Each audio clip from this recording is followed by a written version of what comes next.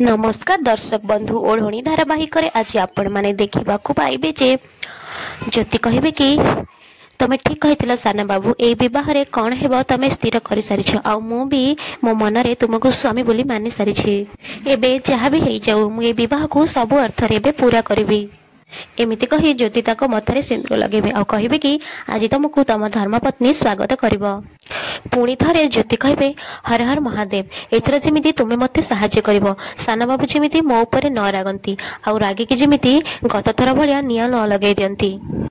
यापर संध्या ज्योति को डाकिबे ज्योति बाहर को दौड़ी आसबे संध्या कहे कि ज्योति तू एमती बाहर कहीं ठिया ज्योति कहे कि भितर किसी ओदा जिनस सुखुची ना ना ओदा लुगा सुखुची संध्या कहे कि ठीक अच्छे से जहाँ भी हो मुझे कहवाक आसी कि मुझ सब खाଇବା रोषे करके रोषे घर रखिदे तमें दिज गरम करके खाईनेब। ज्योति कहे मोर आशा अच्छी एसबू सान बाबू को निश्चय भल लगे आ सान बाबू मो भितर आज कहीं भी आसबेनी। यापर आपण माने देखिबाकू पाइबे जे जीवन कहे कि तमे सब कौन पाई करिछ मु बुझी पारुछि तमे धीरे धीरे मते पसंद करबाकू लागिलणी